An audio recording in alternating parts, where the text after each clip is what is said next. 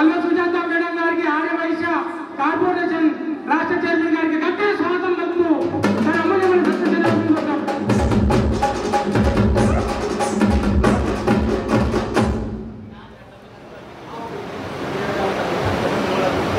ఏం మాట్లాడాలో కూడా తెలియనటువంటి సమయాన్నంతా ముందు మాట్లాడేసినటువంటి పెద్దలందరూ కూడా నిజంగా కళాకారులతో వేదిక పంచుకొని దానికోసమే జీవితం అర్పిస్తున్నటువంటి దానికోసమే బతుకుతున్నటువంటి కళను ఆస్వాదించి కళ కోసమే జీవనం సాగిస్తున్నటువంటి కళాకారులకు అందరికీ కూడా శిరస్సు వంచి నమస్కారం తెలియజేస్తూ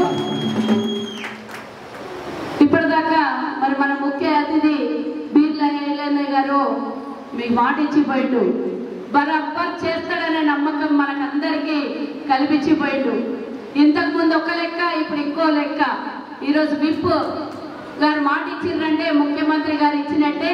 ఇందాక వాగ్దానం చేసిపోయినటువంటి మరి యాదాద్రి నరసింహస్వామి సన్నిధిలో ఈ కార్యక్రమాన్ని నిర్వహించినప్పుడు మరి ముఖ్య అతిథిగా విచ్చేసి మరి శాసనసభ్యులు అలాగే విప్ గారైనటువంటి బీర్ల ఐలయ్య గారు మాటిచ్చారు, బరాబర్ అది నెరవేరుతుందని. ఆ నరసింహస్వామి కటాక్షం తప్పకుండా ఉండి మీ అందరి కళ నెరవేరుతుందని కోరుకుంటూ మరి ఈనాటి ఈ కార్యక్రమానికి సభ అధ్యక్ష వహిస్తూ అత్యమన్నా ఎవరో తుమ్మినట్టుంది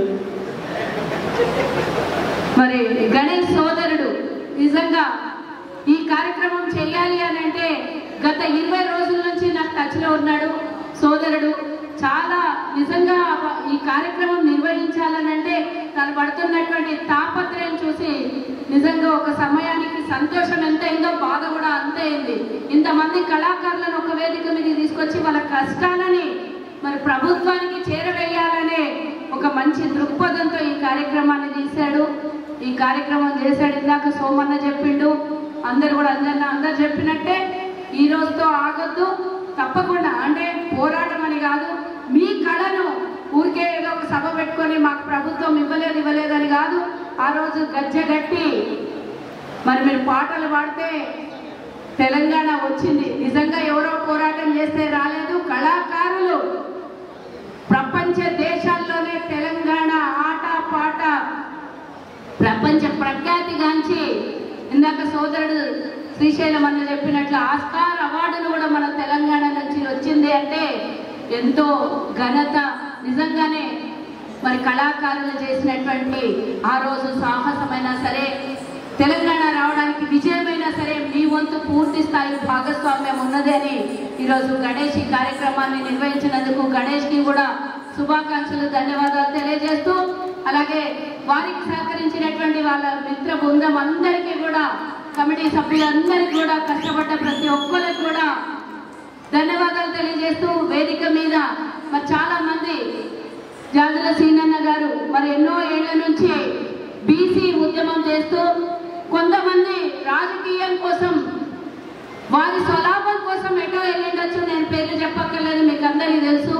మరి ఆ రాజకీయం కాకుండా మా సామాజిక వర్గానికి న్యాయం జరగాలి అని ఎన్నో ఏళ్ల నుంచి పోరాటం చేస్తున్నారన్నా, మీరు రాజకీయాల్లోకి రాకండి, దయచేసి మీ సామాజిక వర్గానికి న్యాయం చేయండి.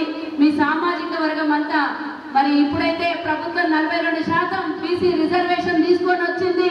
ఆ ఘనత దేశంలోనే తెలంగాణ మొట్టమొదటిసారి తీసుకొచ్చినటువంటి ఘనమైన చరిత్ర. 42% బీసీ రిజర్వేషన్ తీసుకొని వచ్చింది.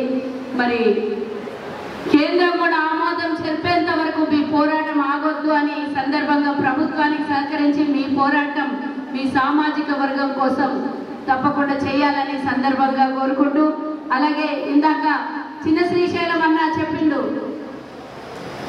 నాకు మాట్లాడడానికి రాదు, పనులు చేయడానికే వస్తుంది అన్నారు. నిజంగానే వారు చెప్పినటువంటి మాటలు వింటుంటే మాటలు రాజకీయ నాయకుల్లా మాట్లాడను, పనులు చేసి చూపిస్తా అన్నారు. వారికి కూడా మరి ఈరోజు ఈ కార్యక్రమానికి విచ్చేసినటువంటి వారికి ధన్యవాదాలతో పాటు ఇందాక ఒక మాట అన్నారు, మా దగ్గర బాగా డబ్బు ఉన్నది, ప్రొడ్యూసర్స్ ఉన్నారు, దర్శకులు ఉన్నారు, మేము ఒక సినిమా తీస్తాం అందులో మీకు పెడతాము అన్నారు. కానీ నాది చిన్న కోరికన్నా ఒక సినిమాలో మీరు పోటీ వీళ్ళు సినిమాలో పాల్గొనడం కాదు, ఈ కళాకారుల కోసమే ఒక సినిమా తీయాలని నేను దయచేసి మిమ్మల్ని కోరుతున్నాను.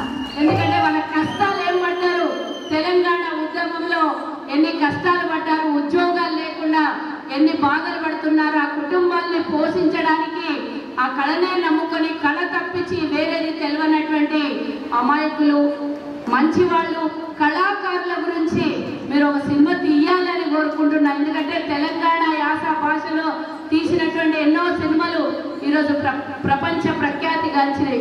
అలా వీళ్ళందరి కోసం కూడా వాళ్ళందరూ నటించడం కాదు, వాళ్ళ కోసమే ఒక సినిమా తీయాలని ఈ సందర్భంగా కోరుకుంటున్నా. మరి ఇందాక ఏపూరి సోమన్న కూడా మీరన్నీ ఈరోజు ఈ కళ ఇక్కడికి ఒక్కరోజు ఈ కార్యక్రమం పెట్టి ఏదో ఈ కార్యక్రమం కోసమే మేము వచ్చిపోయాము, మళ్ళీ 6 నెలలు అయినాక మళ్ళీ ప్రభుత్వం మీద ఒత్తిడి తెద్దాము, మళ్ళీ ఒకసారి అడుగుదామని కాకుండా నిరంతరము ప్రభుత్వానికి వ్యతిరేకం కాదు, నిరంతరం మన హక్కులు అడగడానికి ఎల్లప్పుడూ మనం ప్రజల మధ్యలోనే ఉండి మనం అక్కడక్కడ సభలు పెట్టుకోవాలి. ఈ జిల్లా ఆ జిల్లా అని కాదు, అన్ని జిల్లాల్లో 33 జిల్లాల్లో ఈ సభలు పెట్టుకొని మీ బాధని వ్యక్తపరచాలి. గతంలో ఏం పోగొట్టుకున్నా మీ ప్రభుత్వం వచ్చిన తర్వాత ఇస్తాన్న మాటని తప్పకుండా నివేదిక ద్వారా మీరందరూ ప్రభుత్వానికి విన్నవించుకునే విధంగా ముఖ్యమంత్రి గారు తప్పకుండా మీ కోరిక నెరవేర్చే విధంగా మీరందరూ కూడా ప్రయత్నం చేయాలని సందర్భంగా కోరుతున్నా. మరి దానికి చెప్పినగా ఇందాక మరి అబ్సెంట్ అయితే ఇక్కడ వీడియో రికార్డింగ్ కూడా ఉంది కాబట్టి సోమన్న ఈ కార్యక్రమాన్ని అబ్సెంట్ కావద్దు అని వీళ్ళందరికీ ప్రోత్సాహం కలిగించేటట్టుగా ఉత్సాహం కలిగించేటట్టుగా మీ ఆటపాటతోని అందరికీ ఉద్యోగాలు వచ్చేటట్టుగా మరి ప్రభుత్వం ద్వారా 19వ తారీఖున వెళ్తున్నాము, కళాకారుల విషయం మాట్లాడతామన్నారు. మీకు ధన్యవాదాలు సోమన్న. మరి ఇంతకుముందు కూడా ఒకసారి మీరు కార్యక్రమానికి పిలిస్తే నేను వచ్చాను, అప్పుడు ప్రభుత్వానికి విన్నవిస్తామని కూడా చెప్పాము. ఇందాక మేము చెప్పడం కాదు, విప్ గారే చెప్పారు ముఖ్యమంత్రి గారికి చెప్తామని. తప్పకుండా వారు చెప్పారంటే డెఫినెట్ గా ముఖ్యమంత్రి గారు ఆలోచిస్తారు. గతంలో రస్మయ్య బాలకృష్ణ మీకు చేసినటువంటి మోసం అందరికీ తెలుసు. 500 మందికి ఉద్యోగాలు ఇస్తే అందులో 350 మంది కళాకారులే కాదు, అందరినీ దొంగలకు ఉద్యోగాలు ఇచ్చాడు. మరి అలాంటిది కాదు, ఈరోజు కళాకారులకు ఉద్యోగం ఇస్తానంటే డెఫినెట్ గా కళాకారులు కళ కోసమే బతికేటటువంటి కళాకారులకు ఉద్యోగమే రావాలి, వచ్చి తీరుతుంది, ఇస్తారు ముఖ్యమంత్రి గారు అనే నమ్మకం నాకుంది. ఎందుకంటే మనం చూస్తున్నాం ఇచ్చిన 60,000 ఉద్యోగాల్లో కానివ్వండి అన్ని రకాల సామాజిక న్యాయం చేయాలని ముఖ్యమంత్రి గారు అహర్నిశలు తపన పడుతున్నారు. చీటింగ్ చేయడానికి కానీ తప్పుడు ఉద్యోగాలు ఇవ్వడానికి కానీ ఎక్కడ కూడా ఈ ప్రభుత్వంలో అవకాశం లేదు. తప్పకుండా నిజమైన కళాకారులకే ఉద్యోగం వస్తుంది. తప్పకుండా ఆ దిశగా మీరందరూ కూడా ప్రతి చోట వీలైన చోట ఎమ్మెల్యేలకు కానీ మంత్రులకు కానీ లేఖలు ఇవ్వండి. ఒకరోజు తప్పకుండా వస్తుంది, అది దగ్గరలో ఉందని నాకు నమ్మకం ఉన్నది. మోసం చెయ్యదు ఈ ప్రభుత్వము. మీ అందరి ఆశయాలు మీ అందరి ఆశీర్వాదంతోనే తెలంగాణలో కేసీఆర్ చేసినటువంటి మోసానికి దింపి కాంగ్రెస్ ప్రభుత్వాన్ని ఎన్నుకున్నది. మీరు అందరు కష్టపడితే గజ్జగట్టి నాట్యం చేసి గజ్జగట్టి పాట పాడితేనే మరోసారి తెలంగాణలో ప్రభుత్వం మార్పు వచ్చింది. మీ అందరి సహకారం ఉండడం వల్లనే. ఆనాడు సోనియా గాంధీ తెలంగాణ ఇచ్చినప్పుడు మీరందరూ పాడినటువంటి పాటలు ఢిల్లీలో వినబడి ఆ రోజు సోనియమ్మ చెల్లించి తెలంగాణ ఇచ్చింది. కాబట్టి ఈ బిడ్డల్ని కాపాడుకునే బాధ్యత కూడా తెలంగాణ ఇచ్చే విధంగా అయితే తెలంగాణ ఆకాంక్ష నెరవేర్చిందో కాంగ్రెస్ ప్రభుత్వం ఆనాడు, ఈనాడు కూడా కళాకారుల మనోభావాల్ని కళాకారులకు రావాల్సినటువంటి నిజమైన హక్కుని తప్పకుండా ప్రభుత్వం ఇచ్చి తీరుతుందని నాకు నమ్మకం ఉన్నది. మేము కూడా అవకాశం వచ్చినప్పుడు మీరు మమ్మల్ని పిలిచిరు, ఎంతో కొంత మీ తరఫు నుంచి ప్రభుత్వానికి విన్నవించి ప్రభుత్వం చేత ఎస్ అనిపించే బాధ్యత మాకు కూడా ఉంది. కాబట్టి తప్పకుండా అవకాశం వచ్చిన రోజు మీ అందరి తరఫున మాట్లాడతామని సందర్భంగా తెలియజేస్తున్నా. నిజంగా కళాకారులకి ఆ రోజు మీరు గజ్జ కడితే గజ్జలోనే తెలంగాణ ఉద్యమ వాసన, తెలంగాణ భూమి మీద మట్టిలోనే మీ కళాకారులు పాడిన పాట వాసన కనబడుతుంది. మిమ్మల్ని ఎప్పుడు ద్రోహం చెయ్యదు, మీకు ఎప్పుడు కాపాడుకుంటుందని నిజమైనటువంటి నమ్మకం నాకుంది. తప్పకుండా వాళ్ళు చేసినటువంటి మోసం కాదు, ఉద్యోగాలు ఇస్తే నిజమైనటువంటి కళాకారులకే ప్రభుత్వం ఉద్యోగం ఇస్తుంది అని